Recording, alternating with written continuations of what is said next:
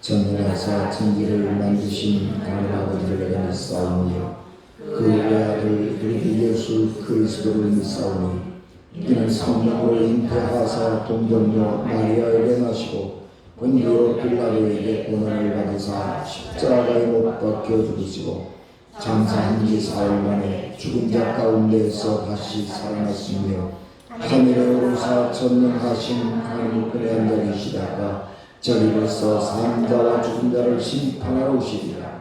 성령을 믿사오며 거룩한 공예와 성도가 서로 통하는 것과 죄를 사하여 주시는 것과 몸이 다시 사는 것과 영원히 사는 것을 믿사옵나이다. 아멘.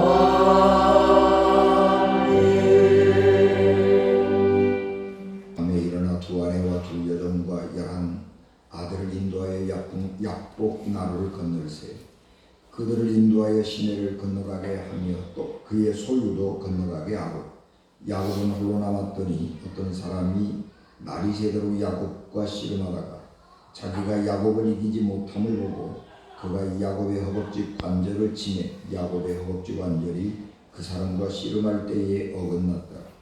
그가 이르되 날이 새려하니 나로 가게 하라. 야곱이 이르되 당신이 내게 축복하지 아니하면 가게 하지 아니하겠나이다. 그 사람이 그에게 이르되 내 이름이 무엇이냐? 그가 이르되 야곱이니이다. 그가 이르되 내 이름을 다시는 야곱이라 부를 것이 아니고 이스라엘이라 부를 것이니 이는 내가 하나님과 및 사람들과 겨루어 이겼음이니라. 야곱이 청하여 이르되 당신의 이름을 알려주소서. 그 사람이 이르되 어찌하여 내 이름을 묻느냐 하고 거기서 야곱에게 축복하니라. 그러므로 야곱이 그곳 이름을 브니엘이라 하였으니 그가 이르기를 내가 하나님과 대면하여 보았으나 내 생명이 보존되었다 함이다.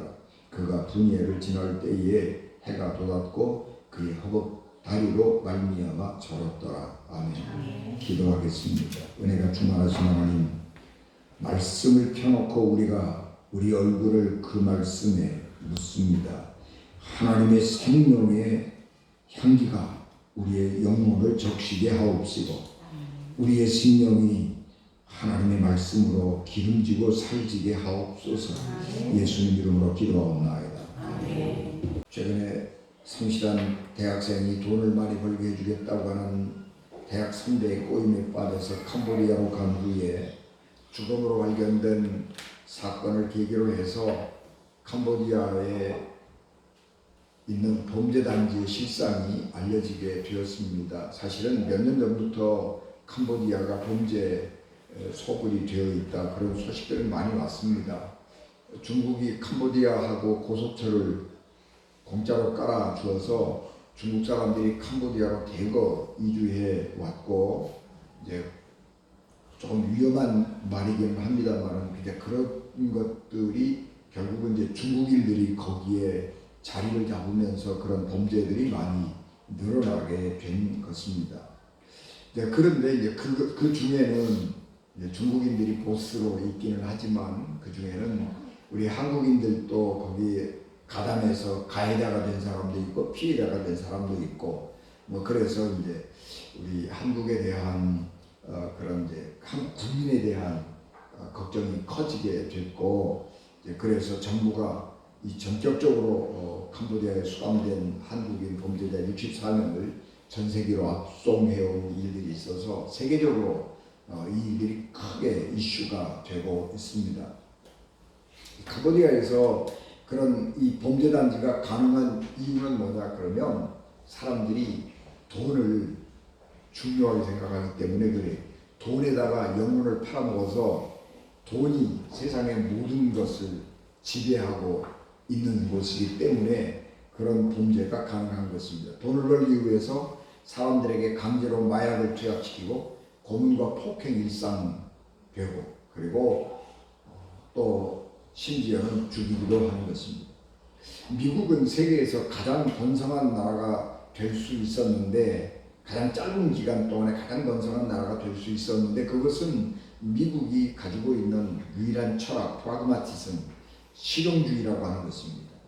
실용주의라고 하는 것은 이 경험과 실천에서 나온 결과를 중요하게 생각을 하고, 최고의 결과를 낸 사람에게는 최고의 대우를 하고 최고로 등용하는 능력주의가 그 배경에 있습니다. 그래서 세계의 천재들이 미국에서 일하기를 선호했고, 몸뚱아리 하나만 가지고 미국에 가면 자기 능력을 가지고 천만장자가 될 수 있는 가능성을 발견하게 되는 거지. 그래서 미국은 모든 천재들이 그곳에 모여서 일하고 부귀영화를 누릴 수 있는 바탕을 마련하는 것들을 이렇게 꿈으로 알고 모여들었습니다.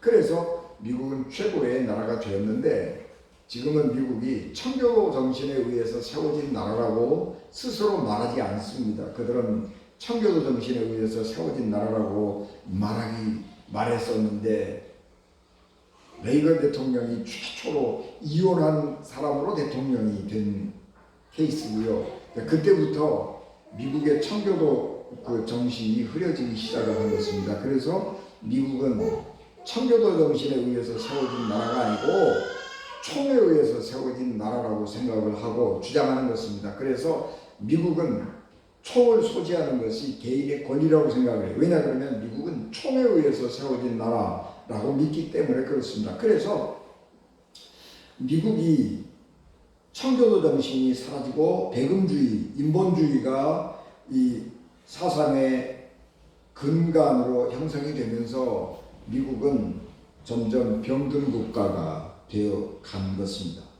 인류는 현대는 인류 역사에서 가장 화려하고 가장 번성하고 풍성한 시기입니다. 그러나 인간은 물질적 성공을 이룬 것과 비례해서 인간이 하나님 없이도 살 수 있다고 하는 영적 교만, 그리고 정신적 빈곤을 초래했고, 그런 풍부한 물질 사이에서 영적으로 심리적으로 인간은 외로움을 느끼고 공허함, 허무함 속에서 잠자리에 드는 것입니다. 오늘 우리가 공독한 이 성경의 인물은 야곱인데, 야곱이라고 하는 인물은 현대의 우리의 삶과 너무 닮은 사람이어서 야곱의 인생을 이해하는 것은 현대인들이 가장 피부에 이렇게 적절하게 와서 닿는 인물입니다. 야곱은 우리가 생각할 때 야곱은 집안에서 어머니를 돕는 것을 더 즐겨했기 때문에 그가 우리가 조금 체격이 호리호리하고 그러지 않을까 그런 생각을 하기 쉽습니다만 야곱은 신체적으로 굉장히 건강한 사람이었습니다. 건장했고 두뇌가 명석한 사람이었습니다. 그는 그런 좋은 자질을 가지고 태어난 사람이기 때문에 현대로 말하자면 얼마든지 자기 능력 가지고 성공할 수 있는 사람이었습니다. 그런데 그 시대는 시스템이 다른 거예요. 장남이 아니면 이게 명함을 못 내미는 세상이 된 것입니다. 장남에게 가장이라고 하는 이름을 물려주고 그리고 그 가장으로서 그 권리를 지키기 위해서 모든 아버지 유산을 거기다가 다 상속해 주는 거예요. 그래서 장남이라고 하는 것은 능력과 상관없이 아버지의 특권, 아버지의 재산을 물려받게 되는 것이고 사람들은 그냥 존재가 없는 거예요. 아브라함도 이삭이 있고 6명의 아들들이 있었는데 이 아브라함도 그 나머지 아들들에게는 유산을 뭐 적당하게 굶어 죽지 않을 만큼 떼주고 나머지의 모든 재산 그리고 가장 족장이라고 하는 그 명예를 이삭에게 다 물려주는 거죠. 그래서 이삭이라고 하는 사람은 별로 그렇게 유능하지 않아요. 그냥 순에 터져가지고 그런 사람인데도 그냥 그 이름이 족장으로 남는 거예요. 야곱도 마찬가지로 능력은 굉장히 탁월하게 가지고 태어났는데 장남이 아니기 때문에 자기 능력 발휘를 할 수 있는 그런 조건을 많이 상실해 버리는 거예요. 그러니까 이 야곱은 그 명석한 두뇌를 가지고 어떻게 하면 이 상황을 역전시킬까 그런 생각을 하고 또 하고 그렇게 하다가 마침내 기회가 왔습니다. 그래서 장자의 명분을 형으로부터 합리적으로 구매하는 거예요. 빼앗은 게 아니에요. 구매한 거예요. 성공했습니다. 그러나 야곱이 성공한 대가는 혹독했습니다. 야곱은 그 성공을 지향해가는 인생에서 하나님을 2번 만났고 천사를 1번 만났지요. 베델에서 하나님을 1번 만났고 분회에서 하나님을 만났습니다. 그가 외삼촌 집에서 자기 고향 가나안으로 돌아갈 때에 마나하임이라고 하는 곳에서 하나님의 천사를 만나게 된 것입니다. 마나하임이라고 하는 말은 하나님의 캠프장이라고 하는 말이에요. 플레이그라운드, 캠프장, 캠프사이트. 야, 내가 살아가는 이 세상이 하나님의 놀이터구나. 그렇게 느낀 거예요. 베델로 가다가 하나님을 만났을 때에는 내가 가는 이 길이 하나님이 나와 동행하는구나. 그런 생각을 가지고 자신 있게 내가 지금 외삼촌 집에 가면 거기 하나님 안 계신 줄 알았더니 하나님이 나와 동행하시면서 나를 축복하시고 나를 성공하게 해 주실 분이구나. 그런 생각을 하고 가는 거예요. 그래서 그는 거기서 성공을 했고 그리고 금유환영을 하게 되는 것인데 그래도 불안한 거예요. 그래서 오는 길에 하나님이 만나주시는 거죠. 하나님의 얼굴을 보았고 하나님을 만났고 하나님의 천사를 보았음에도 불구하고 야곱은 불안했습니다. 그래서 그는 가나안 땅으로 들어가는 관문인 야복강 앞에서 멈추는 거예요. 가나안으로 들어가기가 두려운 거예요. 야복강은 요단강으로 흘러가는 지류 가운데 하나인데 우기에는 수량이 늘어나서 물이 많이 흐르지만 건기에는 물이 쫄쫄거리고 흐르는 개천이에요. 그러니까 지금 우리가 성지순례를 가서 야복강을 가면 에게게 그래서 안 가요. 성지순례를 가지만 야복강을 안 간다고요. 저기가 야복강입니다. 그러고 그냥 가버리고 말아요. 그만큼 야복강은 또랑물이에요.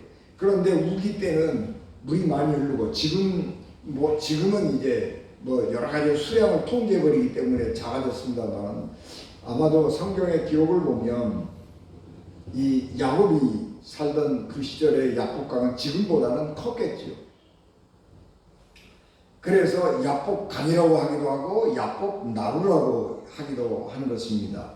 그런데 그 건너기가 어려운 거 아니에요. 야곱은 어스름이 밤 땅거미가 내리기 시작할 때에 자기 가족들을 한 번 야복나루로 건너 보내고 또 한 번은 자기의 재산을 끌고 야복나루를 건너요. 그러니까 야복강이 크지 않아요. 두 번이나 그냥 왔다 갔다 하는 거예요. 두 번 왔다 갔다 하고 가거라 그리고 보내놓고 자기는 야복강 건너지 않는 겁니다. 왜냐 그러면 그게 가나안 땅으로 들어가는 입구에 지금 우리 야복강은 요르단에 있거든요. 요단강 동쪽 요르단에 있는 것인데 요단강 그 야복강을 건너면 곧바로 이제 이스라엘로 들어가기가 쉬워요. 가나안 땅으로 가는 거예요. 그런데 자기는 약속의 땅, 자기 고향 가나안 땅을 못 가고 야복강 밖에서 머무르는 겁니다. 그래서 그는 가나안 밖에서 홀로 노숙을 하게 됩니다. 천막을 치고 홀로 외로이 광야에서 밤을 보내는 중에 갑자기 낯선 사람의 공격을 받습니다. 어떤 사람은 하고 씨름했다 그러는데 우리는 씨름이라고 표현을 하지만 레슬링이에요. 레슬링은 뭐예요? 올림픽에서 하는 운동 경기가 아니에요. 싸움이에요. 레슬링은 싸우는 거예요.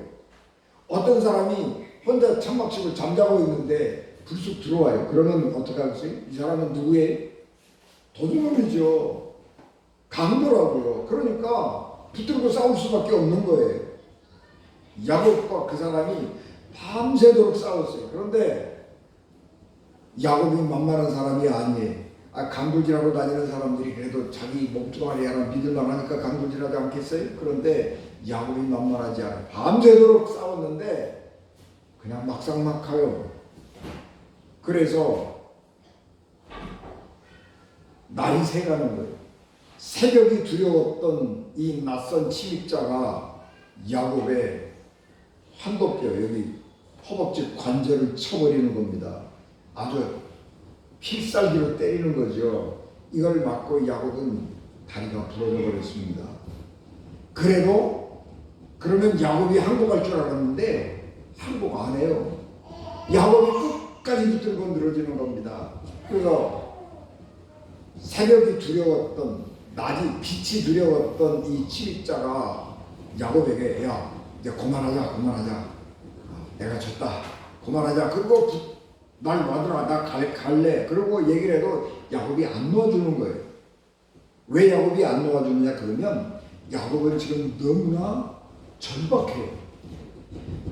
자기 앞에 자기가 해결해야 될 문제가 너무 커서 이 문제를 자기 능력으로 해결할 수가 없는 거예요. 누군가의 도움을 받아야 돼요. 누구로부터인가 도움을 받고 싶은 거예요. 절박한 거예요. 그래서 이 사람을 붙들고 안 놓는 거예요. 자기에게 도둑질하러 들어왔던 강도라고 할지라도 나를 축복해주고 가려는 거예요. 누구에게라도 축복을 받고 싶은 간절함이 그에게는 있었어요. 그래서 꽉 붙들고 안 놔주니까 이 낯선 나그네가 낯선 침입자가 네 이름이 뭐냐? 그러고 물어봐요. 그래서 야곱입니다. 그러니까 이제는 네 이름을 이스라엘이라고 바꿔라.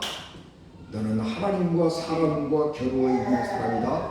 그러면서 야곱에게 축복을 해주고 떠나가게 됩니다. 야곱은 사람과 겨루어 이긴 사람입니다. 그는 외삼촌 라반과 겨루어 이긴 사람이에요.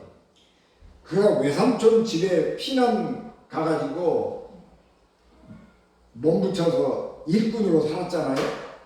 일꾼으로 살았는데 이 외삼촌 라반이 머리가 비상한 사람이에요. 그래서 이 자기 조카를 어떻게 하면 공짜로 부려먹을까, 그리고 연구를 많이 해요. 그래서 14년을 공짜로 부려먹었어요. 그리고 이제 부려먹을 명분이 없잖아요. 그래서 야, 이제 품삯을 어떡하지? 그리고 야곱하고 품삯을 논의를 했는데 10번이나 품삯 계약서를 바꿨어요. 그런데 그런 불리한 조건 속에서도 야곱은 일꾼이 주인보다 더 부자가 된 사람이에요. 여러분, 집에서 품삯 받고 일하는 머슴이 아무것도 없이 시작을 했는데 주인보다 6년 만에 부자가 더 됐다니까요. 그러면 어떡한 거예요, 이게? 야곱은 외삼촌을 이겨먹은 사람이에요. 아니, 일꾼이 주인보다 부자가 됐다라고 하는 것은 사람들에게 시기를 받고 모함을 받을 가능성이 커요. 그래서 생명의 위협을 느낀 야곱은 내가 여기 있을 곳이 아니다. 그리고 도망가야 되겠다. 빠져나가야 되겠다. 그리고 생각을 하다가 기회를 노렸는데 자기 외삼촌이 양털 깎는 시기가 되어서 집을 떠났어요. 이때다 그리고 가족을 이끌고 야반도주하는 것입니다. 자기 일꾼이 자기 재산을 놔두고 그냥 버려두고 가는 거예요. 그냥 버려두고 싹 빠져 자기 재산 챙겨가지고 빠져나가니까 이 외삼촌 라반이 이 야곱을 죽이겠다고 추격이 온 것입니다. 그리고 딱 만났어요. 그런데 야곱이 말빨이 얼마나 좋은지 죽이겠다고 살기등등하게 쫓아온 외삼촌 라반을 설득을 해. 내가 얼마나 열심히 일을 했는데 내가 당신을 위해서 얼마나 장황하게 설명을 하든지 외삼촌 라반이 그냥 그 말에 설득을 당해서 그래 알았다 그러고 이게 잘 돌려주고 가는 거예요. 그래서 그 엄청난 야곱이 외삼촌 라반 만만치 않은 사람인데 야곱은 외삼촌을 이겨먹은 사람이에요. 외삼촌 집에 일하면서 외삼촌보다 더 많이 부자가 된 사람이란 말이에요. 굉장한 사람이에요. 뿐만 아니라 앞으로 에서 형을 만나야 되는데 이 에서하고는 원한이 많이 있잖아요. 형하고 동생끼리 우르렁거리고 싸우면서 형의 장자의 명분을 그냥 탈취해버린 사람이니까 형 동생 간에는 맺히게 많잖아요. 형제간은 원래가 그런 거예요. 형제간은 맨날 으르렁거리고 싸워요. 그래서 형제간은 전생에 왼수래요. 부모 자식 간에는 빚쟁이 관계, 전생에 빚쟁이 관계고 불교에서 그래요. 누구죠? 여복에 저승 갈 때 뭘 갖고 가려나 그런 책을 쓴 그 스님이 있어요. 그 스님이 쓴 책에 보면 그런 얘기가 있어요. 그럴듯한 것 같아요. 하여튼 그래. 그래서 이 에서하고 쌓인 그 형제간의 갈등이 엄청 많은데 이거를 풀지 않으면 가나안 땅으로 들어갈 수 없어요. 왜냐하면 에서도 체격이 건장할 뿐만 아니라 자기가 떠나 있는 20년 사이에 에서도 굉장한 세력을 형성한 사람이에요. 그래서 두려운 거예요. 그런데 그 문제도 해결이 될 거예요. 야곱의 설득이 에서의 분노를 누그러뜨릴 거예요. 그래서 야곱은 사람과 겨루어 이긴 사람이에요. 성공한 사람이고 승리한 사람이에요. 그런데 하나님과 겨루어 이겼다고 하는 말은 이해하기가 어렵습니다. 왜냐하면 야곱은 하나님과 겨룬 적이 한 번도 없기 때문에 그렇습니다. 하나님을 만나기는 했지만 하나님과 겨룬 적은 없어요. 천사와 만나기는 했지만 당신이 누구냐? 그러니까 내가 마하라입니다. 그렇게 얘기를 하기는 했지만 천사와 대화는 했지만 그는 겨룬 적은 없어요. 그런데 그 밤에 그 만났던 사람은 정체불명의 사람은 너는 하나님과 겨루어 이긴 사람이다.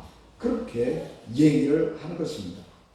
그 이야기는 무슨 얘기냐 그러면 야곱은 자기가 필요한 것 있잖아요. 자기 신의 축복 그리고 내가 이 문제를 내서 형과의 문제를 풀어나가야 되는데 자기의 아무리 머리 가지고 생각해봐야 방법이 없는데 당신이 나를 축복해라. 그러면 당신의 축복을 힘입고 내가 이 문제를 해결할 수 있을 것이다. 그런 걸 가지고 필사적으로 매달리는 거예요. 이 낯선 사람이 떨치고 가려도 갈 수 없게 붙잡는 거예요. 그래서 축복을 해주고 이름을 바꿔주고 그 사람이 떠나가는 것입니다. 그래서 이 야곱은 이 낯선 이 침입자와 싸워서 이겼는데 이 침입자는 하나님과 싸워서 이긴 사람이다. 그렇게 말을 하는 거예요. 그러니까 이렇게 논리적으로 보면 이 침입자가 하나님이었다고 하는 것을 간접적으로 독자들에게 알려주는 것입니다. 그래서 야곱은 이 자신의 습격한 낯선 사람이 하나님이었구나.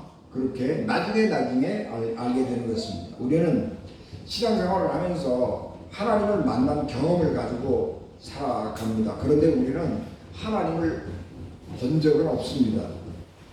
저도 신앙체험을 굉장히 많이 한 사람 가운데 하나라고 생각을 하는데 하나님의 얼굴을 꿈이나 이런 환상이나 이런 다양한 형태로는 볼 수가 있습니다. 그러나 하나님의 얼굴을 대면해서 본 적은 없습니다. 하나님은 자기 자신의 얼굴을 안 보여주시는 거예요. 그래서 우리가 늘 보는 것은 하나님의 뒷자락이요. 하나님의 뒷모습만 보는 거예요. 그래서 우리는 하나님의 그 정면 모습을 못 보는 거예요. 모세 외에는. 그래서 이스라엘 사람들은 하나님의 거룩한 얼굴을 보면 죽는다고 믿은 것입니다. 그런데 우리가 하나님을 만났다고 이야기를 하는 거예요. 하나님을 만났다고 이야기를 하는 것은 은유인데 우리가 신앙체험을 하잖아요. 어떤 신앙체험을 하면 우리는 하나님을 본 적이 없는데 신앙체험을 하고 난 결과 하나님에 대한 믿음이 증대되는 거예요. 하나님에 대한 신뢰가 늘어나고 하나님의 말씀을 확고하게 믿을 수 있게 돼요. 그래서 우리의 신앙체험이 하나님을 직접 만난 적은 없지만 우리의 신앙체험이 하나님에 대한 믿음이 증대되는 것을 보면 이것은 우리가 하나님을 만났다. 그렇게 은유적으로 말하는 거예요. 그래서 우리가 성경을 읽다가 큰 감동을 받고 깨달음을 받고 새 사람이 되었다. 나는 하나님을 만났어. 그러는 거예요. 말씀 속에서 하나님을 만난 거예요. 은유라고요. 야곱도 마찬가지로 밤이었기 때문에 자기와 격렬하게 밤새도록 싸운 사람이 누구인지 몰라요. 얼굴을 본 적은 없어요. 그런데 그 밤에 그 사람과 겨루고 끝까지 붙들고 늘어지면서 나를 축복하시오. 그렇게 요구를 하고 축복을 받았는데 누군지 몰라요. 그래서 내가 원하는 것을 그 낯선 사람에게 얻었어요. 얼굴도 못 보고 얻었어요. 그랬는데 그 사람과 작별하고 난 후에 야곱의 마음이 평안해지고 하나님에 대한 믿음이 늘어나게 되는 것입니다. 이상하게 그 마음이 불안함이 사라지고 확신을 갖게 되는 것입니다. 그래서 야곱은 이런 변화를 경험하면서 내가 하나님을 만난 것이 분명하구나 그렇게 아는 거예요. 왜냐 그러면 그가 베델로 가던 길에 하나님을 만났을 때에 경험했던 평안을 알기 때문에 그런 거예요. 그래서 야곱은 하나님을 만났다 그렇게 보는 것입니다. 야곱은 평생 성공을 목표로 삼고 살았습니다. 베델에서 하나님을 만난 야곱은 하나님께서 나에게 성공을 주시겠다고 약속한 것으로 믿었습니다.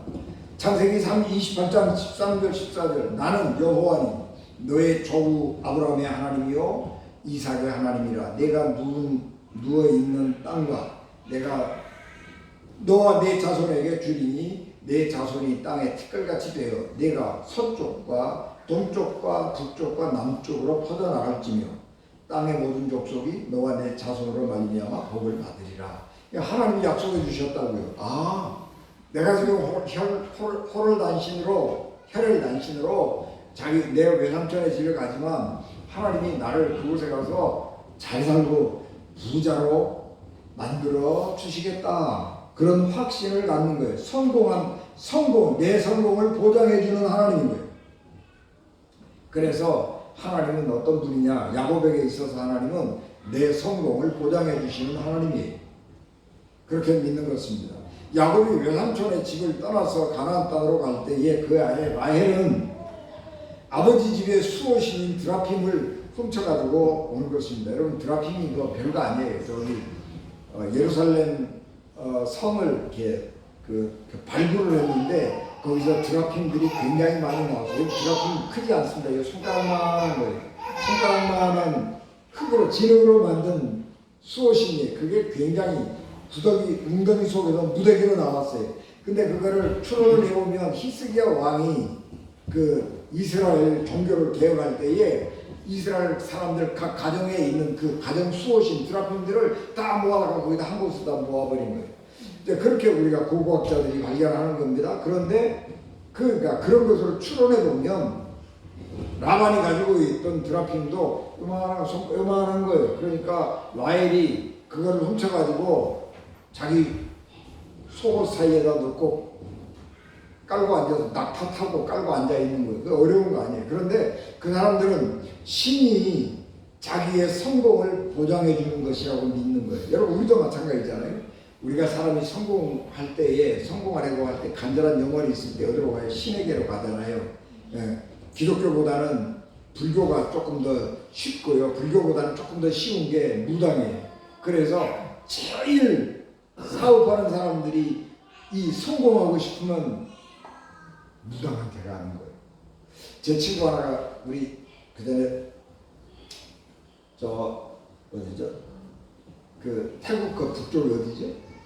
거기를 갔는데 내 친구 하나가요. 사업하는 친구인데 그 불교 그 탑 있잖아요. 거기 가가지고 절을 열심히 하더라고요, 부부가. 그래서 야, 너 불교 열심히 믿나 보다 그랬더니 아니, 나 지금 여기 와 있는 사이에 저기 그 뭐죠? 저 경매 25억짜리 경매 하나 입찰해 놓고 왔는데 그거 되면 좋겠어 그러더라고요.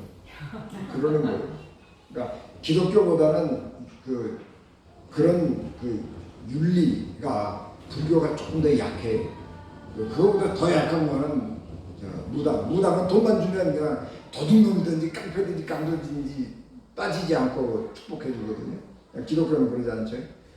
그러니까 이제 그런 종교가 신이 나를 축복해 주고 그리고 내 성공을 보장해 준다고 믿는 거예요. 야곱도 마찬가지 그런 생각을 하고 신앙생활을 하고 왔던 것입니다. 야곱은 그 하나님을 믿었어요. 하나님이 나를 축복해 주셔서 내가 이만큼 부자가 되었다. 그런 생각을 가지고 살아왔고 성공한 사람입니다. 그러나 그가 성공을 향해서 질주할 때에 그 속에서 많은 시련을 겪는 거죠. 왜냐 그러면 성공하기 위해서 두 가지 조건이 필요해요. 하나는 자기에게 가혹해야 돼요. 또 하나는 다른 사람에게 가혹해야 돼요. 성공한 사람들은요, 자기 몸을 혹사시키는 사람이에요. 밤에 하루에 몇 시간 안 자고 4시간, 5시간 자고 미친 듯이 일해야 성공하는 거예요. 8시간 잠자고 이 성공 못해요. 자기를 혹사시키지 않으면 성공 못하는 거예요. 또 성공하는 사람은 다른 사람을 혹사시켜야 내게 이익이 와요. 그러니까 성공하는 사람은 적들이 많이 생겨요. 그래서 불안한 거예요. 야곱이 형을 만나려고 할 때에 불안하잖아요. 내가 성공하고 싶어서 형 속여먹었잖아요. 형과 쌓인 게 많잖아요. 그래서 불안이 해소가 안 되니까 불안을 해소하기 위해서 그는 두 가지 행동을 합니다. 하나는 엄청나게 많은 재물을 선물로 준비하는 거예요. 그러니까 선물로 엄청나게 많은 그 재산을 선물로 준비하는 목적은 성경에는 뭐 그런 게 없지만 야곱은 틀림없이 내가 장자권을 이렇게 형으로부터 이렇게 구매를 했지만 사실은 빼앗은 거잖아요. 그 빼앗은 것 때문에 형이 혹시 재산상의 손해를 입지 않았을까? 내가 이 돈을 많이 벌었으니까 그 형의 그 마음을, 그 재산상 손해를 내가 보상해 주어야 되겠다. 그런 생각을 가지고 엄청나게 많은 재물을 선물로 준비하는 거예요. 그 다음에 또 두 번째는 창세기 32장 11절, 내가 주께 간구하오니 내 형의 손에서, 에서의 손에서 나를 건져내시옵소서. 내가 그를 두려워하면 그가 와서 나와 내 처자들을 칠까 겁이 나기 때문입니다. 그리고 하나님께 기도하는 거예요. 창세기 32장 10절 11절 보면 거기에 야곱의 기도거든요. 기도를 하는 거예요. 하나님께 기도하고 선물을, 뇌물을 준비하고, 그렇게 해서 그 두려움을 이기려고 하지만 그의 불안이 사라지지 않는 것입니다.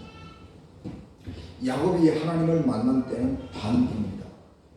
밤은 물리적인 밤일 수 있습니다. 야곱은 밤, 깜깜할 때 하나님을 만났어요. 그러지만 한편으로는 야곱의 인생의 밤이기도 합니다. 그래서 그런 인생의 밤을 지나는데 불안한 거죠. 성공했고 신앙인으로 살았지만 그는 인생을 밤처럼 어둡게 산 거예요. 여러분, 이 밤이라고 하는 것은 물리적인 밤도 있지만은 영적인 밤, 심리적인 밤도 있어요. 물리적인 밤은 우리가 금방 알아요. 그런데 심리적인, 영적인 밤은 잘 몰라요. 그걸 뭐를 보면 알 수 있냐 그러면, 밤이라고 하는 시간은 주변이 안 보이는 거죠. 이게 안 보이는데. 그게 밤이에요. 어떤 사람은 영적으로, 심리적으로 밤에 인생을 사느냐 그러면, 사람이 안 보이면 그거는 인생의 밤을 사는 거예요. 야곱은 성공을 향해서 질주해 나갈 때에 사람이 안 보이는 거예요. 외삼촌도 외삼촌이 아니에요. 내가 경쟁해서 이겨먹어야 될 대상인 거예요. 형이지만 형이 아닌 거예요. 내가 경쟁해서 이겨먹어야 할 대상이에요. 그러니까 형제로 보이고 가족으로 보이고 내가 사랑하고 서로 의지하고 살아야 될 대상으로 보이는 게 아니라, 경쟁하고 내가 이기고 짓누르고 내가 밟고 올라가야 될 사람으로 보이는 거예요. 그거는 심리적으로, 영적으로 어두운 밤을 사는 거예요. 하나님께서 가인에게 찾아와서, 야 가인아, 네 동생 아벨이 어디 있냐? 안 보인다? 하나님 그러고 물으셨어요. 그러니까 아벨이 창세기 4장 9절, 내가 알지 못하나이다. 내가 내 아우를 지키는 자니까? 몰라요. 내가 내 동생 내가 보호자입니까? 그리고 하나님 앞에 항의하는 거예요. 모른다라고 하는 말은 보이지 않는다라고 하는 말이고, 보이지 않는다라는 말은 밤을 살아가는 인생이라고 하는 거예요. 밤의 인생, 주변에 사람도 안 보이고 하나님도 안 보이면 그 사람은 세상적으로는 확실히 탁월하고 성공한 사람일지 모르지만 그 인생은 밤이에요. 사도 바울은 디모데전서 5장 8절, 누구든지 자기 친족, 특히 자기 가족을 돌보지 아니하면 믿음을 배반하는 자요 불신자보다 더 악한 자니라. 그러고 말씀했습니다. 여러분, 인간이라고 하는 건 뭐예요? 레비나스라고 하는 이 프랑스 철학자, 20세기 철학자가 이 타인이라고 하는 존재에 대해서 굉장히 철학적으로 연구를 많이 했는데, 타인이라고 하는 것은 서로 우리가 교류해 가면서 상호 성숙해 가는 거예요. 타인이라고 하는 것은 배척하고 짓밟고 내 성공하기 위한 수단으로 삼아서는 안 되는 거예요. 그런데 밤을 살아가는 사람은 자기 친족도 가족도 안 보이는 거예요. 뭐예요? 내가 중요한 거예요. 내가 돈 벌고 내가 성공해야 되는 거예요. 이런 사람은 사도 바울의 말을 따르면 친족, 자기 가족을 돌보지 않으면, 가족이 안중에 없으면 믿음을 배반한 자요 불신자보다 더 악한 사람이다. 믿음을 배반한 거요. 믿음이라고 하는 건 뭐예요? 눈을 뜨고 세상을 바라보고 사람을 바라보고 하나님을 바라보는 거예요. 믿음을 가진 사람은 뭐예요? 사람이 보이는 거라고요. 하나님이 보이는 거라고요. 그게 믿음을 가진 사람이에요.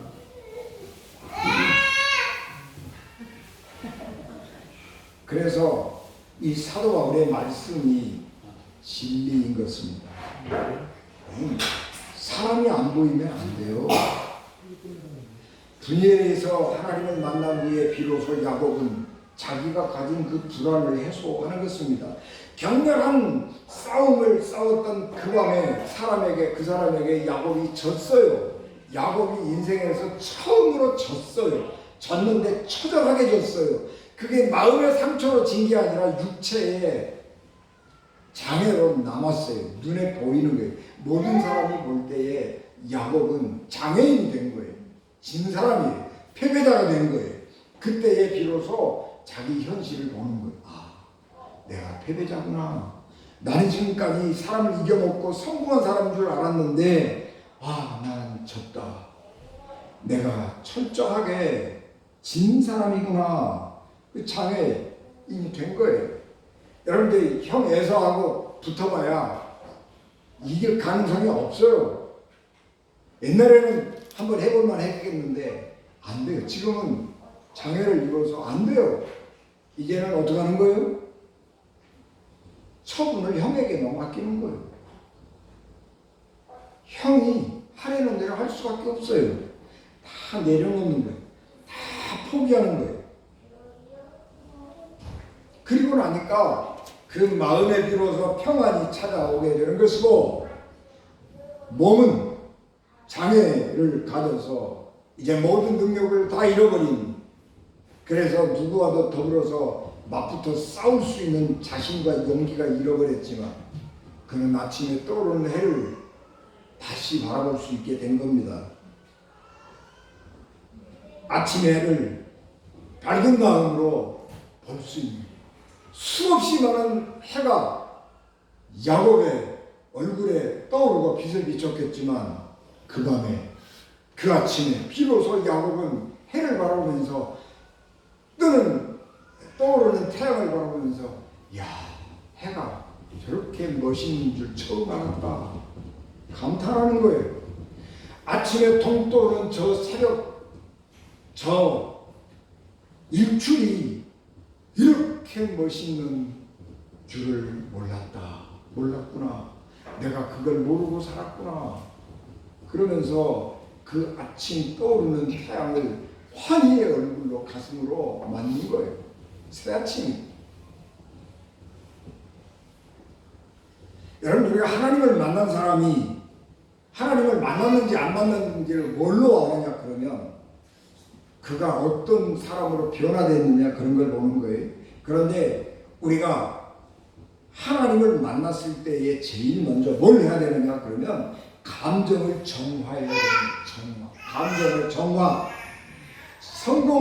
성공하겠다 하는 열망을 갖지 말라는 얘기 아니에요. 하나님의 사람은 성공하면 안 된다 그런 얘기가 아니고, 성공하고 싶다는 열망을 갖지 말아야 된다는 얘기가 아니고, 하나님을 만나는 사람은 성공하려고 할지라도 경쟁이나 시기나 질투나 교만 같은 그런 부정적인 감정을 속에 포함시키지 않아야 하는 거예요. 감정이라고 하는 것은 늘 변덕스럽기 때문에 우리 안에서 변덕이 불쑥불쑥 일어나는 거예요.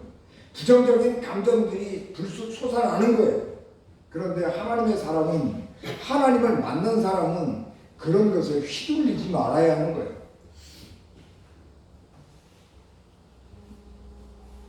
그리고 더 나아가서 그런 감정을 갖지 않도록 해야 하는 것입니다. 부정적인 감정 우리가 갖지 않아야 돼요.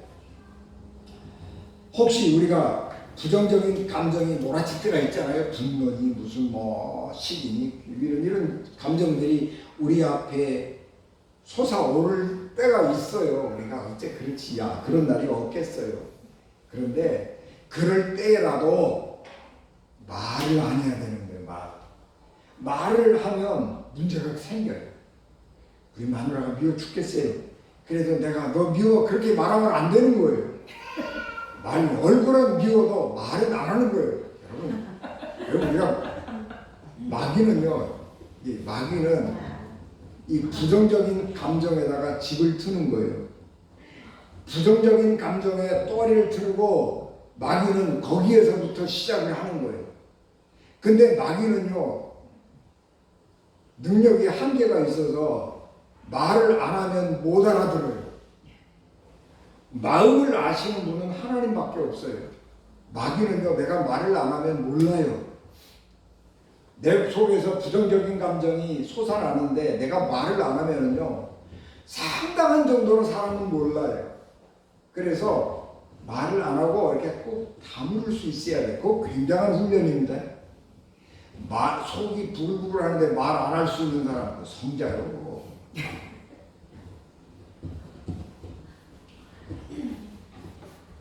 그리고 우리 속에서 이렇게 좋은 감정을 해야 돼. 그래서 이제 베드로는 그것을 가르쳐서 신의 성품이라 그래. 우리 그리스도인들은 신의 성품에 참여한 자 그래. 여러분, 우리가 하나님을 만났다라고 그러면 감정을 잘 이렇게 조절을 해야 돼요. 감정을 정화시켜야 돼요. 그러고 나면 뭐가 보이는가 그러면 사람이 보이는 거예요. 하나님이 보이고 사람이 보이는데 잘 살고 그런 게 보이는 게 아니라 그 성공한 삶 속에 숨겨져 있는 아픔, 상처, 그런 것들이 보이는 거예요. 그러면 불쌍한 거예요. 그 사람이 불쌍해. 그러면 우리가 달라지는 거예요. 그 사람을 우리가 다르게 대할 수 있어요. 야곱이 분열해서 하나님을 만나고 나니까 형 에서가 불쌍해지는 거예요. 그래서 그 불쌍한 형 앞에 내가 다 내려놓는 거예요. 형, 내가 졌어. 형이 알아서 해. 그렇게 맡기는 거예요. 그게 하나님을 만난 사람이에요. 교회 안에서 이겨먹겠다고 덤비면 안 돼요. 그러면 그 사람은 하나님 못 만난 사람이에요. 하나님 앞에 있지만 하나님 만나지 못한 사람이에요. 하나님 안 보이는데. 하나님 안 보이니까 그런 짓 하지. 그래서 야곱은 자기 형 에사를 만날 때에 33장 10절 청하건대 내 손에서 이 예물을 받으소서. 내가 형님의 얼굴을 배운 즉 하나님의 얼굴을 배운 것 같습니다. 이렇게 아부를 엄청나게 하는 거예요. 옛날에는 형 내가 이겨먹어야지. 근데 아니, 하나님 얼굴 본 것처럼 반갑습니다. 그렇게 자기를 낮추는 거예요. 그래서 그리스도인들은 눈을 뜨고 자기의 연약함, 하나님 앞에서 자기의 연약함을 보고 감정을 잘 다스리고 부정적인 감정을 이겨내고 겸손하게 하나님의 도우심을 구하면서 다른 사람들이 아픔을 가지고 살아가는 다른 사람들을 보면서 애처롭게 생각하고 안쓰럽게 생각하는 거예요. 여러분, 집에 가서 내 신랑 한번 이렇게 가만히 보시라고요. 불쌍하잖아요. 그죠? 우리 집사람 한번 보세요. 불쌍하잖아요. 그러면 달라지는 거예요. 야곱처럼 내 약함을 보고 하나님 은혜 안에서 겸손하게 살면서 하나님을 만난 증거를 삶으로 드러내는 하나님의 거룩한 사람 되시기를 주 예수 그리스도의 이름으로 축복합니다. 기도하겠습니다. 은혜가 충만하신 아버지 하나님, 은혜와 사랑을 저희들에게 충만케 하시고 능력과 권능을 더하여 주시옵소서. 우리의 눈을 열으셔서 하나님을 보게 하시고 아픔을 가진 채 살아가는 수많은 사람들을 보게 하시고 그들의 마음을 사랑으로 넉넉하게 품을 수 있는 넓은 사랑의 품을 우리에게 주시옵소서. 예수님 이름으로 기도합니다. 아멘.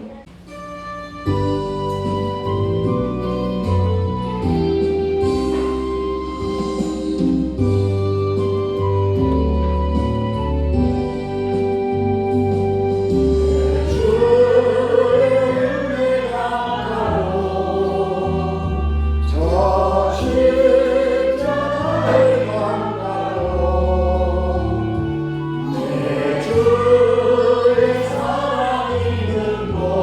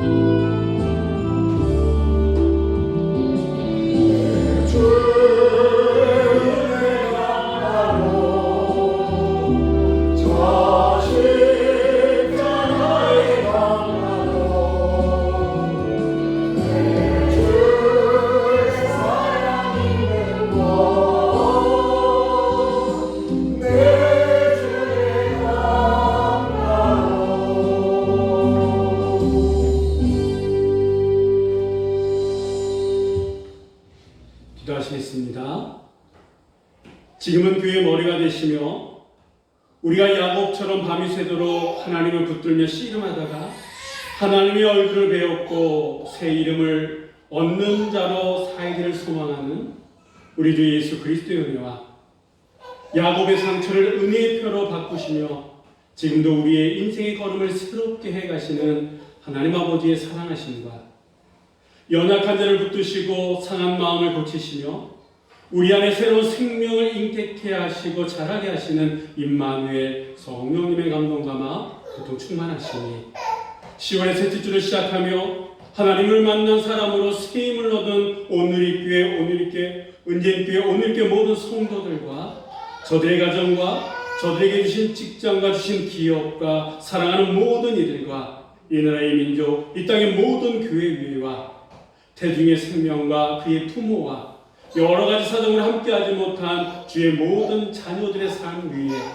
지금부터 영원토록 늘 항상 함께하여 주셨기를 간절히 축원하옵나이다. 아멘.